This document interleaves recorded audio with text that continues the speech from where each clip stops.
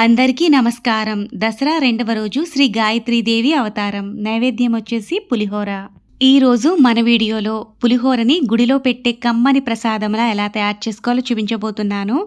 పూజల హడావిడిలో పులిహోరని రుచి చూడకుండా పర్ఫెక్ట్ కొలతలతో, అలాగే సాల్ట్ దగ్గర నుంచి చింతపండు వరకు, ఆయిల్ దగ్గర నుంచి పులిహోరలో వేసే పోపుల వరకు అన్ని కరెక్ట్ మెజర్మెంట్స్లో ఎలా వేసుకోవాలో, అస్సలు రుచి చూడకుండా పులిహోరని గుడిలో పెట్టే కమ్మని ప్రసాదంలా ఎలా తయారు చేసుకోవాలో ఈ రోజు వీడియోలో చూసేయండి. పులిహోర తయారు చేసుకోవడానికి 2 కప్పుల వరకు బియ్యాన్ని తీసుకోవాలి. ఈ కప్పుతో బియ్యం అంటే 1/2 కేజీ బియ్యం అండి. 2 కప్పులు కాబట్టి ఇక్కడ 1/2 కేజీ బియ్యంతో పులిహోర అయితే చేస్తున్నాను. ఇక్కడ నేను అన్నాన్ని రైస్ కుక్కర్లో ఉడికిస్తాను. మీరు రెగ్యులర్గా ఇంట్లో రైస్ని ఎలా కుక్ చేస్తారో అలా కుక్ చేసుకోండి. బియ్యాన్ని శుభ్రంగా వాష్ చేసుకుని మనం తీసుకున్న 2 కప్పుల రైస్కి 4 కప్పుల నీళ్లు వేసుకోవాలి. మనం రెగ్యులర్గా రైస్ వండుకుంటే గనక.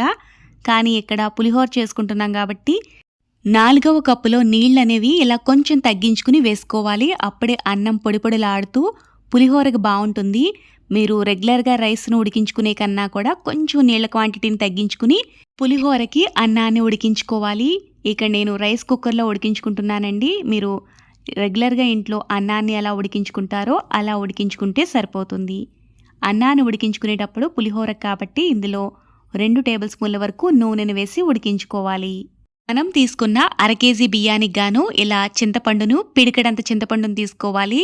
గ్రాముల్లో చెప్పాలంటే 60 గ్రాముల వరకు ఉంటుంది చింతపండు. 2 పెద్ద నిమ్మకాయ సైజ్ అంతా చింతపండు అండి. ఈ క్వాంటిటీలో చింతపండుని తీసుకోవాలి. ఇలా తీసుకున్న చింతపండును నీళ్లలో వేసుకుని నానబెట్టుకుంటే రైస్ ఉడికేటప్పటికల్లా మనకి చింతపండు కూడా చక్కగా నానిపోతుంది.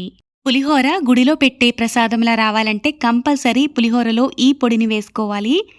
కడాయిలోకి 2 టేబుల్ స్పూన్ల పచ్చిశనగపప్పు, 2 టేబుల్ స్పూన్ల వరకు మినప్పప్పును వేసుకోవాలి.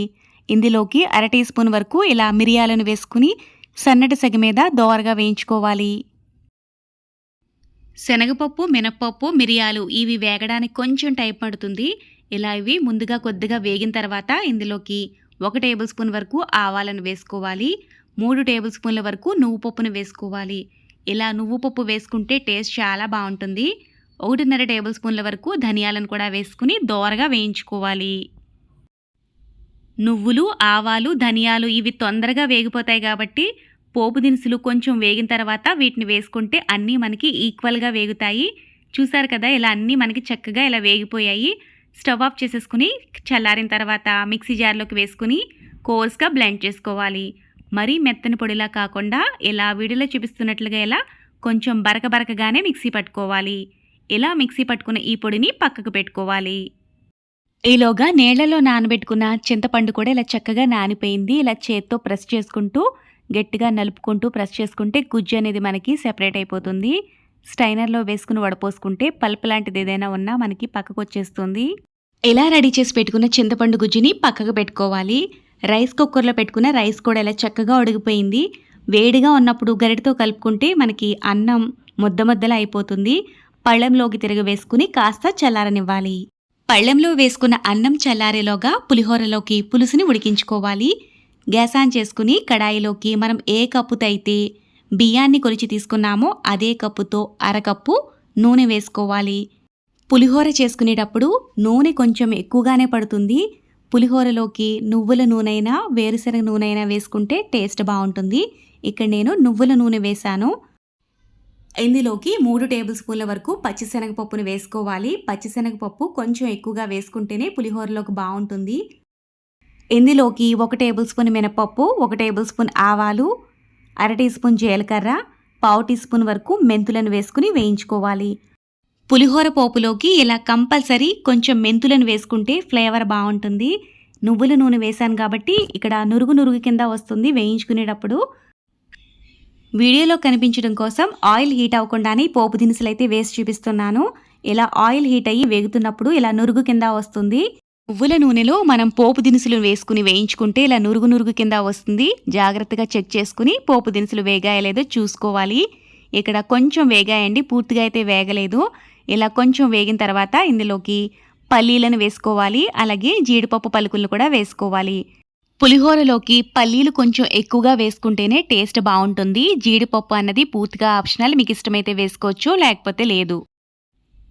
ఇక్కడ పోపు దినుసులన్నీ ఇలా చక్కగా వేగిపోయాయి. ఇలా మంచి గోల్డెన్ కలర్ వచ్చే వరకు వేయించుకోవాలి. చూసారు కదా, ఎలా వేగితే సరిపోతుంది. ఇందులోకి చిన్న ముక్కలుగా కట్ చేసుకున్న అల్లం ముక్కలను వేసుకోవాలి. అలాగే ఇందులో ఇంగు కూడా వేసానండి, 1 టేబుల్ స్పూన్ వరకు. మీకు గుడిలో పెట్టే ప్రసాదంలా రావాలంటే కంపల్సరీ ఇంగువను కూడా వేసుకోవాలి. ఇక్కడ ఇంగు వేసిన క్లిప్ అయితే మిస్ అయిందండి. మీరు 1 టేబుల్ స్పూన్ వరకు ఇంగువనైతే ఇందులో వేసుకోండి. అల్లం ముక్కలు వేసుకున్న తర్వాత ఎక్కువసేపు వేయించుకోకూడదు. అల్లం కొంచెం పచ్చిగా ఉంటేనే చింతపండు పులిహోరలోకి ఫ్లేవర్ బాగుంటుంది. ఇందులోకి గుజ్జు పిండుకున్న చింతపండు రసాన్ని వేసుకోవాలి. పులిహోరలోకి పసుపు కొంచెం ఎక్కువగానే పడుతుంది.